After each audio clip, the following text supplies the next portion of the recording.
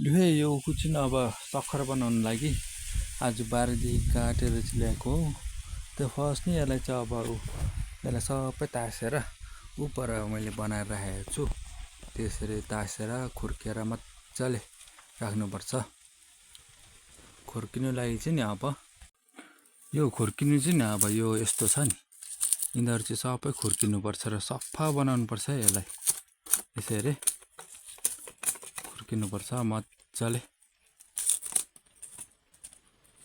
त्यो तपाईँहरूले खुर्किँदा यसो ग्लोभ्स लगाएको छ भने चाहिँ हात मैला हुँदैन, हात चाहिँ सफै बस्छ।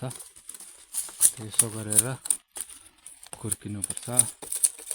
त्यो यो सबै खुर्किसकेर चाहिँ एकखेप धोइदिनुपर्छ, पानीले सफा गर्नुपर्छ, किनभने मैला हुन्छ नि त डाँख्लातिर आँख्लातिर।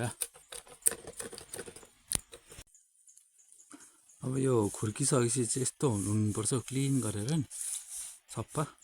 नभए चाहिँ त्यो मेसिन छ एउटा यो जुस निकाल्ने उखुको, त्यो मेसिनमा लाउँदाखेरि चाहिँ अलिकति अप्ठ्यारो हुँदो रहेछ हौ। त्यो पत्ताहरूसँग ब्लक भइरहँदो रहेछ। त्यहाँ यसरी खुर्किएर क्लिन बनाएको छ भने चाहिँ आरामले छिटोसँगले गरिसक्छ। अब यस्तो हो, यो उखु चाहिँ यसरी काटेर हो, अब यसलाई चाहिँ यसरी धोएर यसो गरेर राख्नुपर्छ। त्यहाँ यो ठुलो साइजमा छ भने चाहिँ काट्नुपर्छ। काटेर अब यस्तो साइजमा बनाउनुपर्छ हो। यस्तो साइजमा बनाएर चाहिँ त्यहाँदेखि मेसिन चाहिँ हो है, उखु पेल्ने मेसिन, यहाँबाट यसरी लाउनुपर्छ। यहाँबाट लगाएर यताबाटै फर्स्टै यसरी निस्किन्छ, त्यहाँदेखि रस चाहिँ यहाँ यसरी आउँछ। यस्तो है मेसिन चाहिँ यस्तो छ।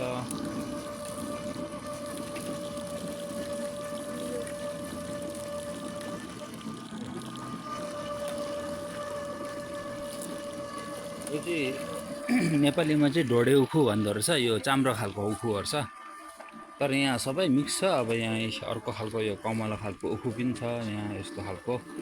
त्यहाँ अर्को यो कालो एउटा हुन्छ भेराइटी अर्कै खालको उखु, त्यो पनि छ, तर यहाँ खोइ देखिएन हो। पहिलो वर्ष देख्यो भने म युट्युबमा अपलोड गर्छु। अर्को यस्तो यहाँ रहेछ यस्तो खालको के कालो खालको यस्तो उखु पनि हुन्छ एउटा।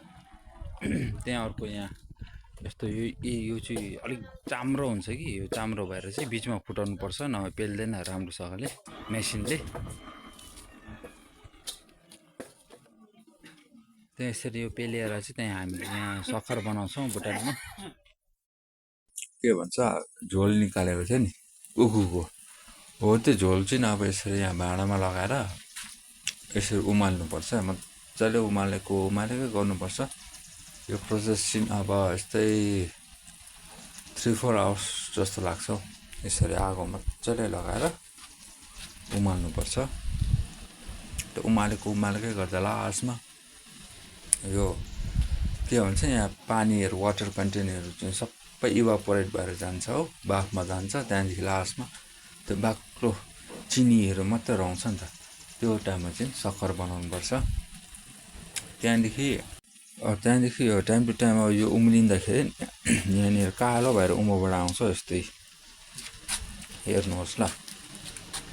पाफले गर्दा त्यति नदेख्दो रहेछ। यो यस्तो यो चाहिँ फ्याँक्नुपर्छ, माथि तर जस्तो आउँछ कि माथि कालो गरेर, यिनीहरू चाहिँ फ्याँकिरहनुपर्छ। यिनीहरू चाहिँ मैलाहरू हो त्यो उखुको। यिनीहरूलाई चाहिँ यसरी फ्याँक्यो, फेरि यसरी तार्दै लानु नि, यसरी ल्याउँदाखेरि निस्किन्छ यहाँ कालो। यिनीहरू चाहिँ सबै फ्याँक्नुपर्छ। यो टाइम टु टाइम आइरहन्छ, यो उम्लिँदै जाँदाखेरि आइरहन्छ। प्रोसेस यस्तो अलिकति साह्रै छ हौ, धुवामा अलिक साह्रै पर्छ यो सक्खर बनाउँदा। पेल्नु सजिलो हो, मेसिनले गर्दाखेरि पेलिदिइहाल्छ मेसिनले, बनाउनु चाहिँ अलिक साह्रै पर्छ। अघिदेखि थालेको हो, अहिले अब त्यस्तै 8 भयो भनेपछि 5:30, 6, 7:30, 2 घन्टा आदि भएछ। त्यतिमा अब यतिको पुग्यो है यो उखुको चलाउँदा गरेर पछि एकछिनबाट अझै 2 घन्टा पछाडिदेखि चाहिँ सक्खर हुन्छ है यो अहिले यस्तो सेपमा आउनु थालेको छ कलर रेड कलरको सक्खर हुनु आँट्दाखेरि चाहिँ यसै रङ्गिन्छ पुरा पुरा आउँछ फिन्चीहरू बुजु गरेर अनि यसरी फिन्चाउँदाखेरि चाहिँ हुने बेला भएको अब यसरी आउँदा चाहिँ यसरी चलाइदिनुपर्छ मजाले चलाउनुपर्छ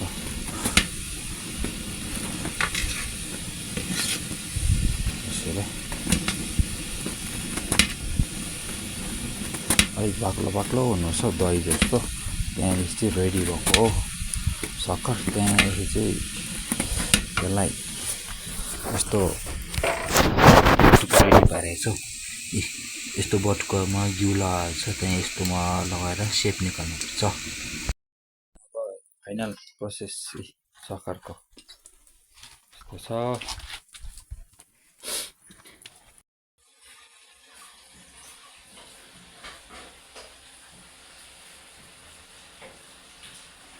कपमा बनाएको सक्खर है यो चाहिँ